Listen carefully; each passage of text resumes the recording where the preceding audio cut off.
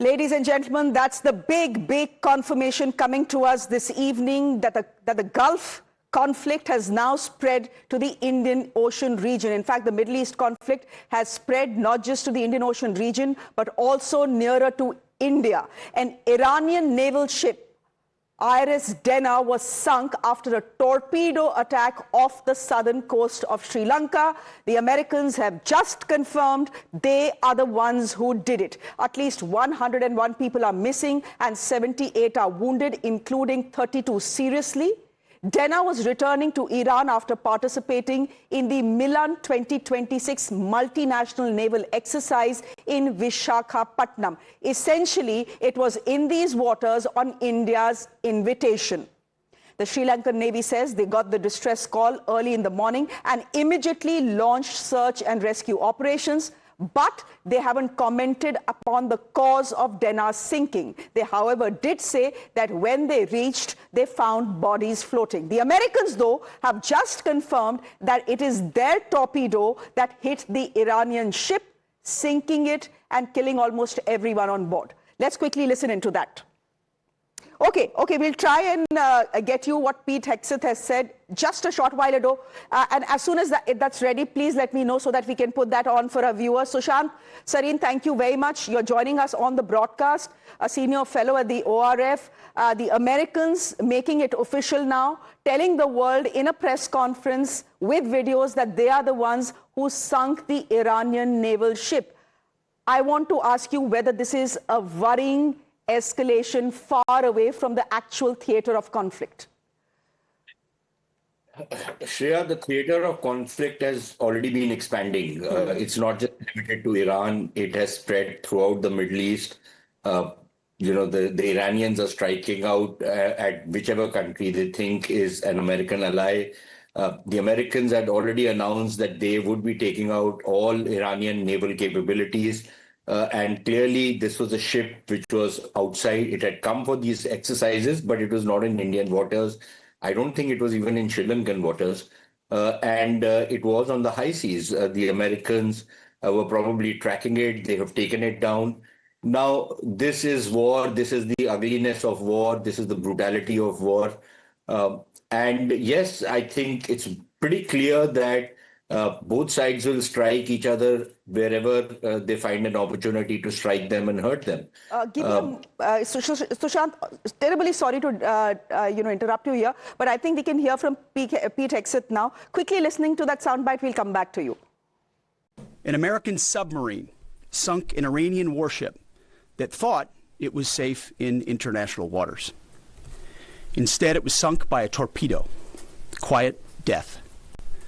The first sinking of an enemy ship by a torpedo since World War II. Like in that war, back when we were still the War Department, we are fighting to win. Sushant, Sareen, you can of course continue making the point you were, but I also want to ask you whether this is reckless behavior on the part of the Americans. Yeah, all war is reckless behavior. Yeah? You started a war. This war is expanding. It is not just limited to the two protagonists or the three protagonists. It is pulled in so many other countries. And its impact, its economic impact and its political impact is cascading throughout the world. So it's not just limited to that one region. So yes, clearly this, now we keep saying everything is an escalation. But look, when embassies are being targeted or when an entire leadership is decapitated, when it's no holds barred. So forget about I think it's superfluous to even use the word escalation. What is important is that the theater of conflict is now wherever you find any of the enemy, you will try and take them out. It's as simple as that. Now, all the heartburn which is happening in India in some circles, I can understand it. Okay, fine, a certain ship had come into India and then it was going back home. The fact of the matter remains it was not in Indian waters. Correct. This action is not in Indian waters. It has been carried out not even in Sri Lankan waters. It has been carried out on the high seas, international waters, where it's fair game. Where I'm not rooting for one side or another, but I'm just saying the ugly reality as it is. And yes, it's terrible, for the families of those sailors. It's a very bad thing which is happening. But this is war, and frankly, I wonder if this ship had sailed further up north and had gone into Iranian waters, it was still fair game. It would have been taken out even there. The Americans would certainly be tracking all kinds of assets of the Iranians and taking them out. Now, we are also hearing there are some reports, and this was a question which I was raising earlier in the morning on one of the news. That over the last couple of days we have not seen so many missiles being fired by the Iranians. We have seen only drone attacks, and there's only so much damage that drones can do. And then now suddenly I've seen a report which says that the Americans have been monitoring where missiles are being launched from. Those places get hit, they narrow it down, and they take out the launchers. So it's Correct. like a whack-a kind of strategy, or whack-a-missile launcher kind of a strategy that the Americans are following, which is why you suddenly see the number of missile launches have come down. Now, this could be one reason. Another reason could be that the Iranians are trying to exhaust the interceptors of the other side, and then will launch their big missiles later on and spread further, destruction to actually create unacceptable damage for the other side. So, just the ugliness. Sushant, you did speak about the heartburn in India, and I think you are referring to what the Congress party is saying. They are saying here it was a ship that was in these waters because you invited them here, right?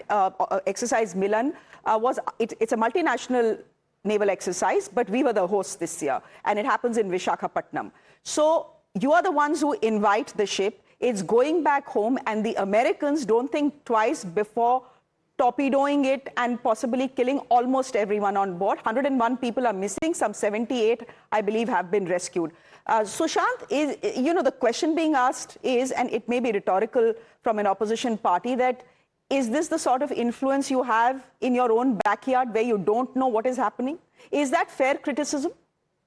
No, it's not, because look, when we invited them, there was no war happening. Now the ship is going. Nothing happened during the exercise. It was not as though this ship was participating in the exercise and was taken out. That exercise is over. The ship is going back. Now this is a completely bizarre and weird kind of a logic. Okay, it's point scoring, it's political point scoring, which I understand. But purely in defense terms, in strategic terms, or even in diplomatic terms, supposing somebody was to come visit India, we've had the Iranian foreign minister come here maybe a couple of weeks back. He comes here and then he goes back and some untoward incident happens. Are we going to say that we had no influence? He came on our invitation, he was going back and he was taken out. When we called him, there was no war. When he's going back, it's in the middle of a war. The enemies are taking each other out. How am I involved in it, yeah? Otherwise, if the idea is that, and I don't know, maybe Mr. Modi has given that image, although I don't think so, but perhaps the Congress party thinks that the Indian influence is so great that we can stop a war everywhere. I wouldn't give Mr. Modi that much credit. Maybe the Congress party thinks he's actually Superman and he can stop wars all over the world. I don't think that's the case. The other guys are fighting. We are trying to protect ourselves. We are trying to protect our own interests. We are trying to ensure that we don't get drawn into this conflict because it does not serve our interests. We are trying to we are hoping, we are calling for some kind of restraint, some kind of pause in the conflict, some kind of dialogue if it can take place. But there's nothing more we can do. Okay. Unless it is that we should put in our own military strength into this whole thing and then go on one side or the other and try and stop this because we are like the big dadas of the world. We are not. I think we should understand what our capabilities are, how much influence we can wield, and when two protagonists or three protagonists are fighting, there's a limit to what we can do. True. For the moment, the big confirmation coming to us from the Americans, they are the ones who launched a torpedo that struck this Iranian naval ship that was in the Indian Ocean. The ship has sunk, 101 people are missing, possibly presumed dead, although the Sri Lankan Navy continues their search and rescue operations. There are some 78 who have been injured, is what we are being told. It's a story we continue to keep track of. Sushant, do stay on with us. We are moving on the show because there's a lot happening. Ladies Ladies and gentlemen, the Middle East war continues to escalate, but two questions are yet to be answered. Why did America go to war, and what is its exit strategy? In the last 5 days, Mr. Trump and his administration have given contradictory statements on why they started this war. First, if you remember, Mr. Trump said that the US was going after Iran's nuclear ambitions became very apparent. Then he claimed that the US launched a preemptive strike. Before that, Mr. Trump had said that regime change is the goal, in fact, telling the people of Iran to seize the moment when it comes. Adding to the confusion, Marco Rubio, the US Secretary of State, indicated that the reason for US attacks were to eliminate Iran's ballistic missile capabilities. Then Rubio claimed that Israel was planning to strike Iran, which could have prompted a counterattack on US assets in the region, and that was the reason for Washington to launch preemptive strikes. Then came in Mr. Trump again, who said Ayatollah tried to assassinate him, famously saying, "I got him before he got me." To sum it up, confusion.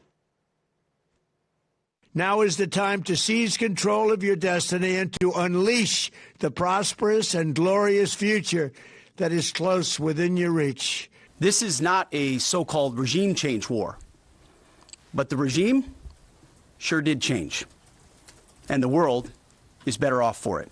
The United States is conducting an operation to eliminate the threat of Iran's short-range ballistic missiles and the threat posed by their Navy. The objectives of this operation are to destroy their ballistic missile capability and make sure they can't rebuild it, and make sure that they can't hide behind that to have a nuclear program.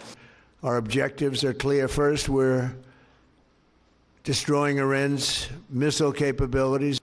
Second, we're annihilating their Navy. We've knocked out already 10 ships. Third, we're ensuring that the world's #1 sponsor of terror can never obtain a nuclear weapon. And finally, we're ensuring that the Iranian regime cannot continue to arm, fund, and direct terrorist armies outside of their borders. Now, these flip-flops have made Mr. Trump and his administration the target of the opposition in America. Some of his voting base, is also questioning his decision to go to war. 6 American soldiers are dead, and as the president has predicted, there could be more if America goes ahead and puts boots on the ground. The Congress was briefed by the Pentagon on the war behind closed doors. The Republicans, Mr. Trump's own party, liked what they heard, but the opposition came back furious. They say the administration is confused about why they started the war and have no clue what the end game is going to be. They say there is also no plan for Iran after the war. We are also hearing from the Iranian foreign minister today. In a post, he said Trump bombed Iran out of spite, even though nuclear negotiations were underway. He says, and I'm quoting him now, "When complex nuclear negotiations are treated like a real estate transaction, and when big lies cloud realities, unrealistic expectations can never be met." He goes on to say the outcome, bombing the negotiating table out of spite. He's adding that Mr. Trump betrayed diplomacy and the Americans who elected him. My guest this evening, thank you very much, Sierra Claire, foreign policy analyst, joining us on the broadcast. Good to have you on the show. Sushant Sareen continues to be with us. Peter Kuzinik is an author. He's a professor of history and the director of the Nuclear Studies Institute at the American University, joining us on the broadcast. Peter, what is it about what the US administration is saying that is confusing you so much? The fact is that, yes, there may be no clear stated aim for the Americans to go to war, but there can be multiple reasons why a nation goes to war, right? There are legal reasons and there are illegal reasons. The U.S. has gone to war with illegal reasons. The U.S., your headline says world at war. The U.S. is putting us on the path to World War III, is putting us on the path to global anarchy, to the rule of the jungle. Might makes right. The U.S. has the power to do certain things, and Trump is exercising it. The U.S. once used to claim to be the moral leader in the world. Now the U.S. has dragged the world down to the law of the jungle. This is very, very disturbing, very frightening. It is going, there are certain international laws of war that a country has to be, according to Article 2 of the UN Constitution, a country has to be either attacked or in threat of imminent attack, and it has to be defensive. So, This Peter, is not that. you are not So we're- agreeing when the American administration tells you that these were preemptive strikes? I'm horrified by what the U.S. is saying. Trump, the U.S., I'm old enough to have seen the U.S. be lied into war over and over and over again. And what's happening now is the U.S. is being lied into war. But a lot of people, most Americans, are not going along with it because they've seen this movie before. They've seen this over and over and over again. About a quarter of the American people support Trump in this war of choice. 3/4 of Americans either strongly oppose it or don't even know what's going on. But you look at some of his supporters. Tucker Carlson, a strong Trump supporter, says this is absolutely disgusting and evil. Marjorie Taylor Greene called the Trump regime a bunch of sick effing liars. And that's what they've had. Trump got elected on the basis, in part, everything he promised to his base has not happened. He's going to cut prices. Well, now the prices are skyrocketing on a lot of things. Okay. He's to stop the wars. He hasn't stopped the wars. He's the worst warmonger. In his first year in office, he bombed 7 different countries. And now he's in bed with Netanyahu, who has bombed 6 countries. This is not peace. This is an outrage to international moral decency. Okay. Sierra, would you want to come in here and respond to what Peter is saying? Look, as a country that doesn't have a real stake, all of us get affected. We have about 1 crore citizens who live in the Middle East, so we get impacted in that sense. But, we are really not involved here. We are not a party. But even when we look at all the information that is coming out from the United States of America, specifically the statements that Mr. Trump seems to make every second day, one just is scratching your heads wondering why every day the goalpost is changing. Why exactly has America gone to war? There is no good reason, is what Peter is saying. And some of your staunchest supporters are saying as well. I had one commentary that said that, 6 American servicemen are dead. Did they die for America? No, they did not die for America. They perhaps died for Israel.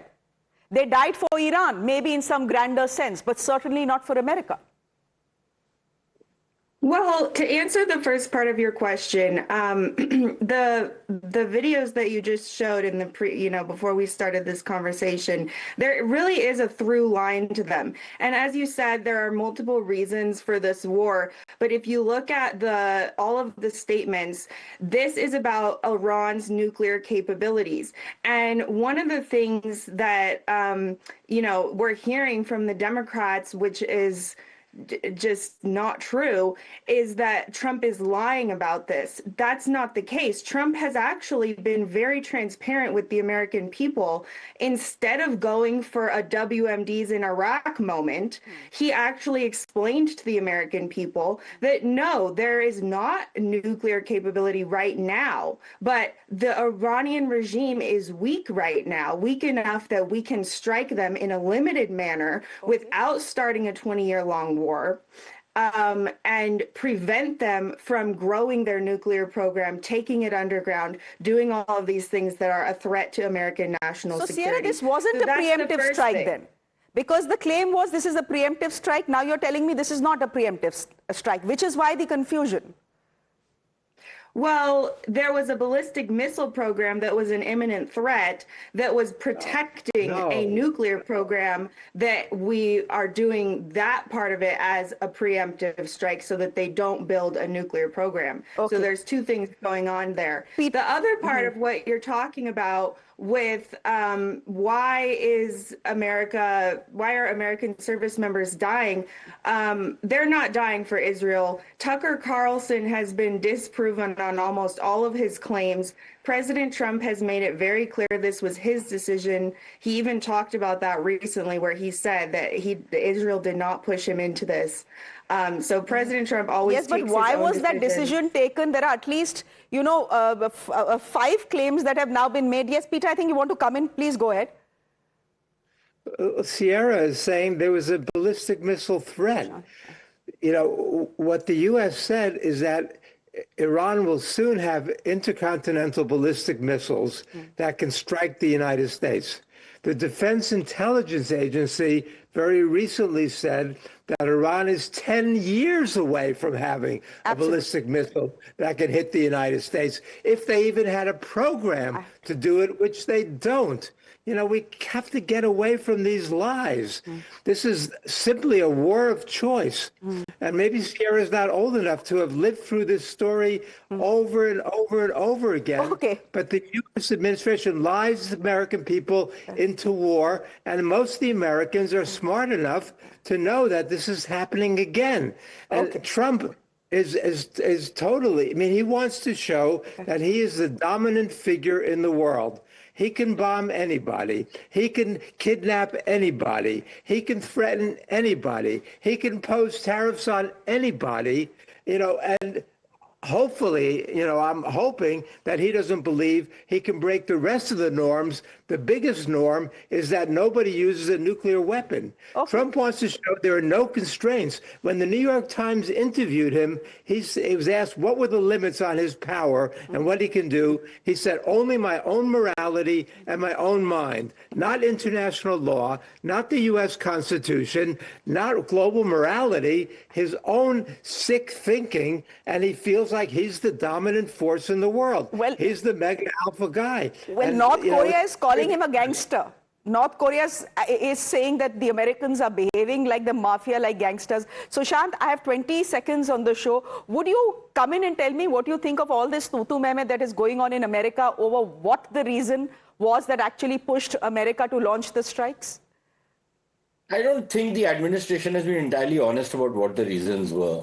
The reasons they forwarded, they kept changing the goalpost, and they're not very convincing. There's no compelling evidence that they produce to kind of make people accept everything they are saying. And the other problem is that it's all very well to talk about a war which is not a long drawn out war, but you often forget that in the war, in any war, the other side also gets a vote.